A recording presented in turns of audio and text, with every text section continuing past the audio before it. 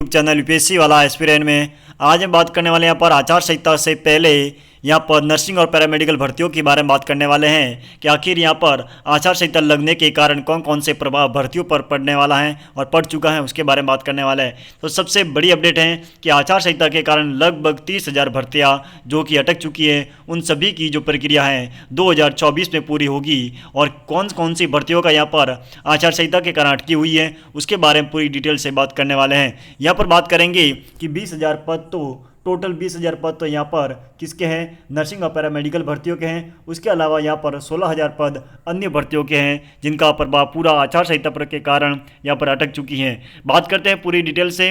Video पर नए हैं तो चैनल को सब्सक्राइब कीजिए और वीडियो को अच्छा लगे तो शेयर कीजिए। ऐसी जानकारी पाने के लिए हमारे चैनल से जुड़े रहना। बात करते हैं सबसे पहले यहाँ पर कि देख सकते हैं नौकरी के सपने पर ब्रेक लग चुका है। भर्तियों के लिए अब करना होगा 3 से 6 महीने का इंतजार। आप सभी को मालूम है कि लगभग 3 महीने तो यहाँ पर इलेक्शन चलेंगे, यानी कि जो चुनाव होगा, चुनाव होने के बाद उसका परिणाम आएगा और जब नई गवर्नमेंट आएगी वो अब भर्तियों को पूरा करवाएगी। बात करते हैं आचार संहिता ने अटकाई 16,000 पदों की 15 भर्तियाँ, कितने 16,000 पदों की 15 भर्ती को अटका दिया है। अब नए साल में होगी शुरू। ठीक है, सबसे पहले कौन कौन से पदों पर यहाँ पर भर्ती अटकी हुई है पूरी बात करते हैं। देख सकते हैं यहाँ पर डिटेल से बात करते हैं। कनिष्ठ जो अनुदेशक के 2500 पद थे, एलडीसी के 3,886 पद थे, स्कूल व्याख्याता के 2,000, वरिष्ठ अध्यापक के 1,000, लाइब्रेरियन के 800, राजस्व विभाग के 2,998 पदों पर पटवारी भर्ती, नायब तहसीलदार के 225 पद, महिला अधिकारिता जो सुपरवाइजर है उसके 176 पद हैं, महिला बाल विकास विभाग के 209 पद हैं, जल संसाधन में पटवारी के 272 पद हैं, जिलेदार के 7 पद हैं, सामाजिक न्याय और अधिकारिता ग्रेड द्वितीय के 335 पद हैं, जेईएन के 524 पद हैं, एईएन के 737 पद हैं और पंचायती राज के जेईएन के 550 पदों पर भर्तियां अटक चुकी है। देख सकते हैं इतने डिपार्टमेंट, कम से कम आपका 15 डिपार्टमेंट की भर्तियां यहाँ पर अटक चुकी हैं। अब बात करते हैं ये भर्ती कब पूरी होगी, तो पूरी की पूरी भर्तियां हैं 2024 में, जब नई गवर्नमेंट आएगी तब यहाँ पर पूरी करवाई जाएगी। पढ़ते हैं पूरी न्यूज़ क्या है। विधानसभा चुनाव की आचार संहिता के चलते युवाओं के सरकारी नौकरी पाने के जो सपने हैं उस पर ब्रेक लग गए हैं। अब नई भर्तियों की प्रक्रिया शुरू नहीं होगी क्योंकि आचार संहिता के कारण 16,333 पदों की 15 भर्तियां हैं वो अटक गई हैं। युवाओं को अब इन भर्तियों के लिए नए साल तक इंतजार करना होगा, इस कारण 3 से 6 महीने का इंतजार करना होगा, मैंने बता दिया है। दिसंबर में प्रदेश में नई सरकार बनेगी, इसके बाद नई सरकार ही इन भर्तियों का भविष्य तय करेगी।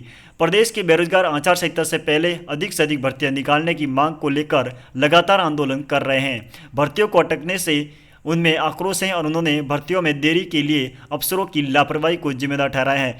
बिल्कुल सही बात है, यहाँ पर जो लापरवाही सबसे बड़ी है, जहाँ पर ये भर्तियाँ पूरी करवाने की जो अफसर हैं उनके अफसरों की वजह से ही ये भर्तियाँ जो अटकी हुई है, वरना ये भर्तियाँ कब का कैलेंडर जारी होकर यहाँ पर भर्तियों में प्रक्रिया ज्वाइनिंग पूरी हो जाती थी। ठीक है, लेकिन अफसरों की लापरवाही की वजह से भर्तियाँ नहीं हुई हैं। वे अगर भर्तियाँ निकालने को लेकर तेजी से काम करते तो आचार संहिता से पहले भर्तियों को आवेदन प्रक्रिया प्रारंभ हो सकती थी। ठीक है, बात करते हैं यहाँ पर जो बेरोजगार संघ के जो यहाँ पर बात करते हैं कि जो बेरोजगार एकीकृत महासंघ के जो अध्यक्ष हैं उपेंद्र यादव जी, उन्होंने भी यहाँ पर एक जानकारी दी है कि हम लगातार सरकार से मांग कर रहे थे कि आचार संहिता से पहले सभी भर्तियों की प्रक्रिया प्रारंभ की जाए, लेकिन अधिकारियों की लापरवाही से भर्तियाँ अटक गई हैं। इससे युवाओं में आक्रोश है, इसको लेकर सरकार को सबक सिखाएंगे।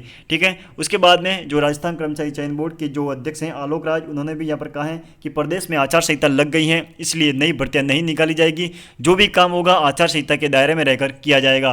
अब यहाँ पर ये जो पूरी जानकारी है उसके बावजूद एक और यहाँ पर 1 लाख पदों पर भर्तियों का बजट घोषणा की पूरी नहीं हुई है, यानी जो 1 लाख पदों पर जो भर्तियां निकालने का वादा किया था गहलोत जी ने, वो अभी तक पूरा नहीं हुआ है, बजट घोषणा पूरी नहीं हुई है।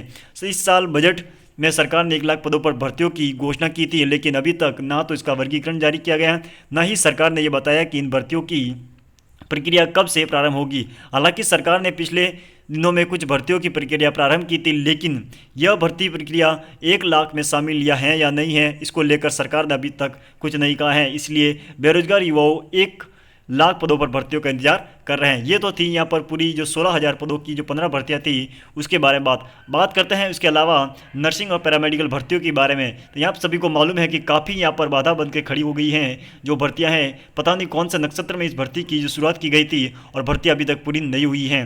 तो बात करते हैं यहाँ पर जो LD और ARG की जो भर्ती थी उसमें जो फर्जी अनुभव प्रमाण पत्र को मिले थे उसके बारे में बात करते हैं।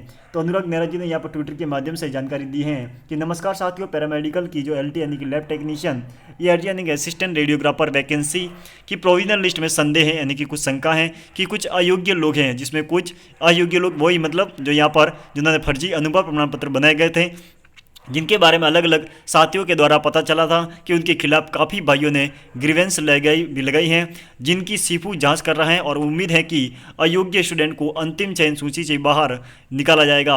अभी भी किसी को किसी पर संदेह है तो उस समय रहते सीपू की निदेशक महोदय तक आप प्रूफ दे सकते हैं और ऐसे किसी भी वैकेंसी में किसी पर आपको संदेह लगता है तो आप ऑनलाइन ग्रीवेंस परिवेदना लगा सकते हैं, जिससे अयोग्य कोई भी हो अंतिम चयन सूची से बाहर हो जाएगा। यानी कहने का मतलब है अगर किसी को आपको संदेह है कि ये फर्जी है, उन्होंने फर्जी डॉक्यूमेंट बनाए हैं, तो आप यहाँ पर सीपू में डायरेक्ट यहाँ पर आप प्रूफ के साथ यहाँ पर उसको या परिवेदना लगा सकते हैं या फिर ऑनलाइन ग्रीवेंस आप लगा सकते हैं। अभी भी पोर्टल ओपन है, NO वालों का, LT RT ERG का सभी का पोर्टल ओपन है, तो आप यहाँ पर लगा सकते हैं, ऑनलाइन परिवेदना लगा सकते हैं, जिससे आपको यहाँ पर जो अयोग्य जो कैंडिडेट हैं उनको जो अंतिम जो फाइनल चयन सूची जारी की जाएगी उसमें भी बाहर किया जाएगा। और ये आपको निश्चित बता देता हूँ कि अंतिम जो चयन सूची होगी उसकी कट ऑफ थोड़ी और कम जाएगी, ये ध्यान रखना, ठीक है। इसमें से और अभी स्टूडेंट को बाहर किया जाएगा, उसके बाद में फाइनल कट ऑफ के बाद में आपका ज्वाइनिंग लेटर निकाला जाएगा। तो ये जो जानकारी थी आज की, अभी तक फार्मासिस्ट की जो प्रोविजनल लिस्ट को लेकर कोई जानकारी नहीं है, ठीक है। तो ये बात विशेष ध्यान रखना है। जो भी होगा आने वाली अपडेट पूरी हमारे वीडियो के माध्यम से आपको दी जाएगी।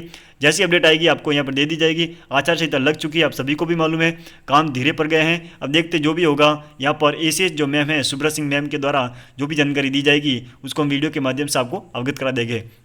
चैनल पर नए हैं तो चैनल को सब्सक्राइब कीजिए, हर पल की अपडेट आप हमारे चैनल पर मिलती रहेगी। मिलते हैं नेक्स्ट वीडियो में, तब तक के लिए जय हिंद, जय भारत।